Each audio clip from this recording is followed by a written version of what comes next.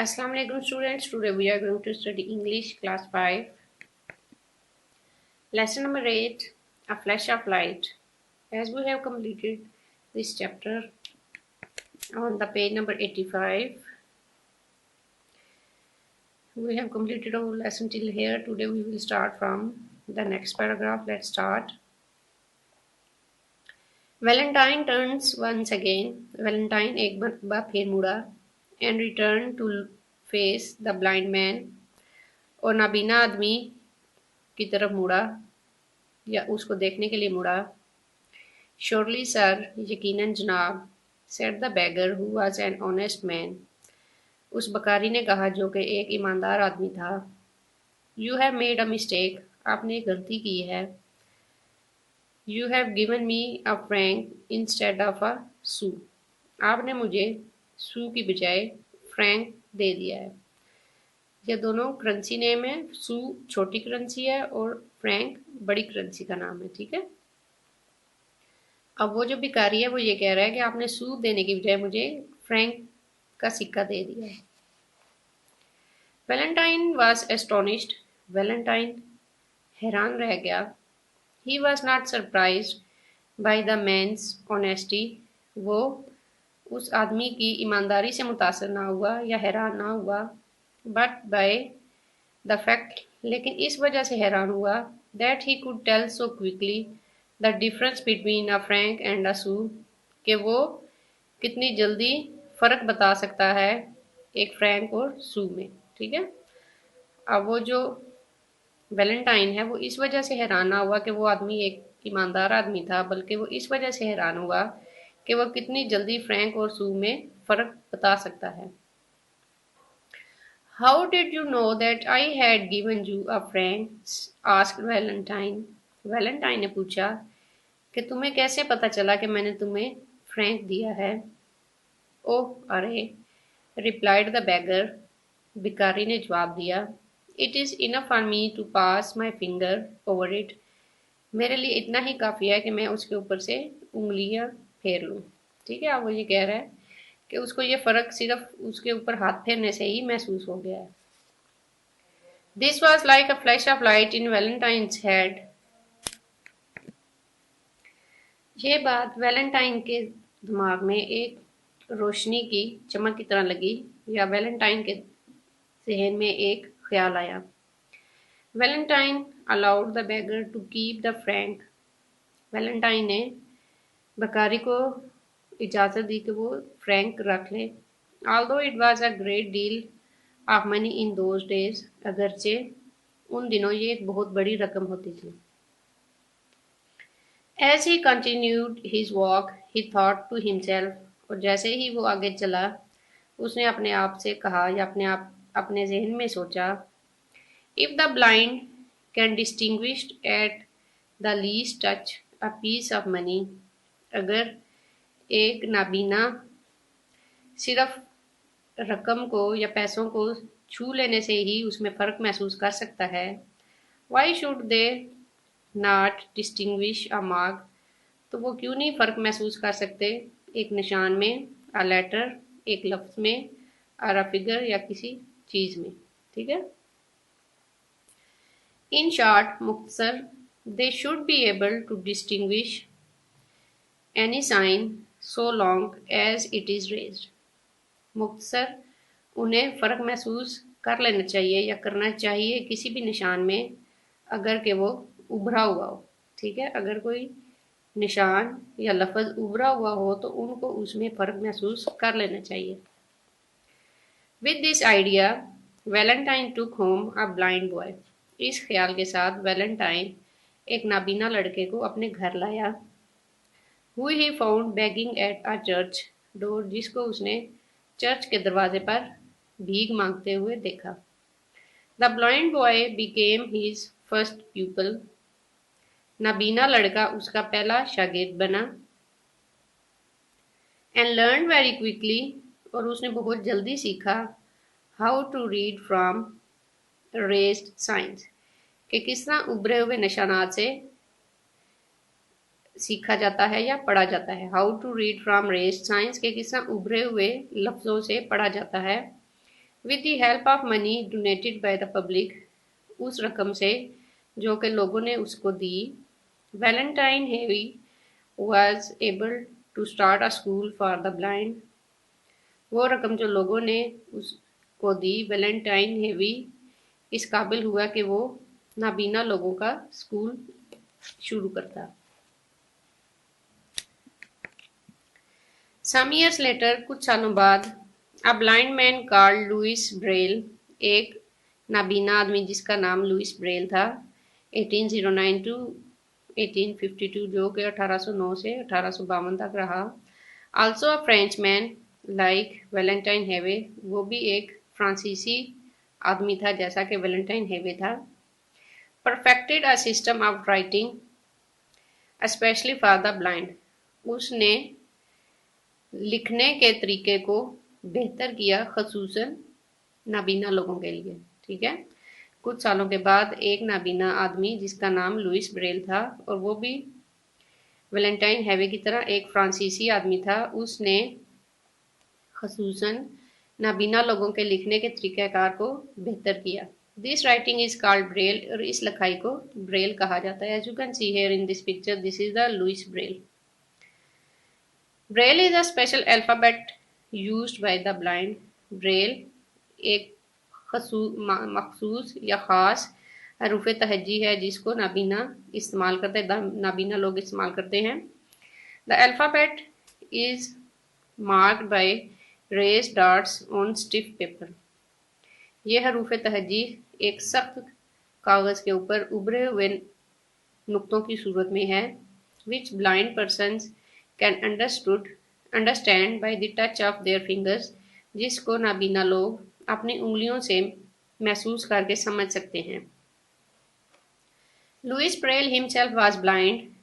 Louis Braille खुद नाबीना था, and worked in a blind school in Paris, और पेरिस में एक नाबीना लोगों के स्कूल में काम करता था। The system that he developed in 1834 was not used much। वो तरीका जिसको उसने 1834 में बनाया वो ज़्यादा इस्तेमाल ना हुआ। Until about the time of Braille's death in 1852, हत्ता के ब्रेल की मौत जो 1852 में, उस वक्त तक उसको इस्तेमाल नहीं किया गया, ज़्यादा मतलब इस्तेमाल नहीं किया गया। Each letter in the Braille alphabet consists of one or more raised dots। Braille के हरूफ तहज्जी में हर लफ्ज़ एक या दो उभरे हुए नुक्तों पर मुश्तमिल था। In the diagram on the next page, the small dots represent unraised marks. अगले सफ़े पर जो आपको तस्वीर नजर आएगी, उसमें जो छोटे नुक्ते हैं वो बगैर उभरे हुए होते हैं। The large dots represent raised marks, और जो बड़े नुक्ते हैं वो उभरे हुए निशानात को जाहिर करते हैं। As you can see here in this picture, this is the Braille writing and this is the English alphabet. You can see here LH, it has 3 raised dots, in E 2 raised dots, L 3 raised dots, but their pattern of writing is different.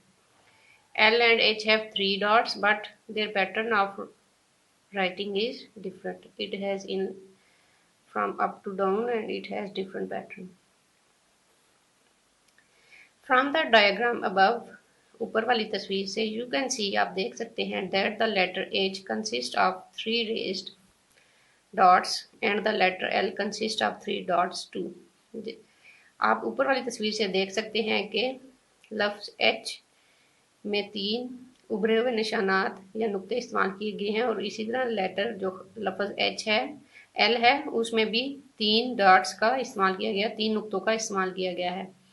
However, ताहम the dots for H are in a different pattern to those which make up the letter L। ताहम H में जो नुक्ते इस्तेमाल किए गए हैं उनका लिखने का तरीका L के लफ्ज़ में लिखने वाले तरीके से मुख्तलिफ है। There are 6 possible positions for each dot। हर नुक्ते के लिए 6 मुख्तलिफ जगह हैं लिखने के लिए। By placing the dot in various positions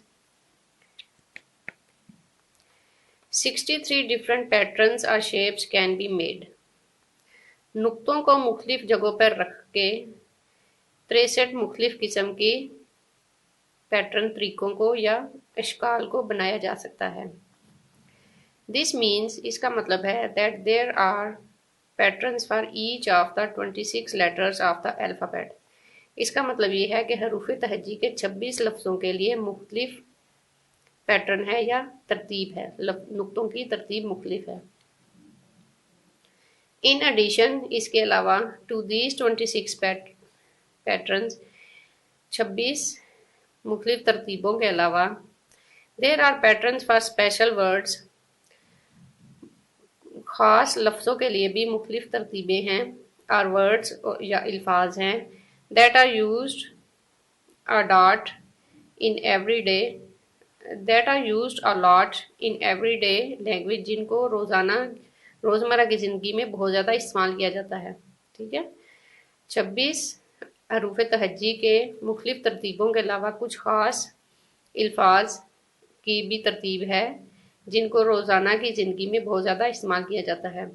some of the common words such as, कुछ आम अल्फाज जैसा कि it, if, for, the and many other frequently used words have one braille system symbol each। कुछ आम अल्फाज जैसा कि इट, इफ़, फॉर, द या इसके अलावा ज़्यादा इस्तेमाल होने वाले अल्फाज के लिए ब्रेल की ज़ुबान में ख़ास अलामात हैं। फॉर एग्ज़ाम्पल, मिसाल के तौर पे the word and occurs very frequently in English में एंड का लफ्ज़ बहुत ज़्यादा इस्तेमाल किया जाता है। एंड मीन और। To make it easier to read in Braille की ज़ुबान में इसको पढ़ने के लिए आसान बनाने के लिए it is written like this, इसको ऐसे लिखा जाता है। ठीक है, AND एंड इंग्लिश का लफ्ज़ है और ये ब्रेल की सिंबल्स हैं। अदरवाइज दूसरी तरफ each letter would have to be written like this, हर लफ्ज़ को इस तरीके से लिखा जाता है, मतलब ए को इस तरीके से लिखा जाता है, एन को इस तरीके से लिखा जाता है एंड डी को इस पैटर्न में लिखा जाता है, AND। लेकिन उन्होंने इस लफ्ज़ को इस आसान बनाने के लिए उसके लिए मखसूस सिंबल बना दिए। Books in Braille have to be quite thick, Braille की ज़ुबान की किताबें बहुत मोटी होती। This is because raised marks are punched out in rows across each page. इसकी वजह ये है या ये इस वजह से है कि उभरे हुए अल्फाज हर सफ़े पर एक लाइन की शक्ल में चिपकाए जाते या लगाए जाते। The raised marks have to be big enough to be felt by the finger tips. उभरे हुए निशानात इस कदर बड़े होते कि उनको उंगलियों से महसूस किया जा सकता। So the paper has to be stiff, इसलिए सफ़ा या वर्के को बहुत सख्त होना होता था, यानी कि बहुत सख्त पेपर इस्तेमाल किया जाता था। Many books are written in Braille, बहुत सी किताबें ब्रेल की ज़ुबान में लिखी गई हैं। Blind people can be taught how to read Braille, नाबीना लोगों को सिखाया जाता है कि ब्रेल को किस तरह पढ़ा जाता है। एंड इन दिस वे, और इस तरीके से they too can read and enjoy the works of great authors, इस तरीके से वो अजीम मुसन्निफ़ों की किताबों को पढ़ सकते हैं और इनसे लुत्फ़ अंदोज़ हो सकते हैं। There are also machines that help blind people to write in Braille, बहुत सी मशीनें भी हैं जो कि नाबीना लोगों को मदद देती हैं कि वो ब्रेल की ज़ुबान में लिख सकें। ठीक है, बहुत सी ऐसी मशीनें हैं जो ब्रेल की ज़ुबान लिख लेती हैं, टाइपिंग मतलब हो जाती है। This is the Braille alphabet, as you can see here in this picture. Today we have completed this chapter. In our next video we will do its exercise. Allah Hafiz.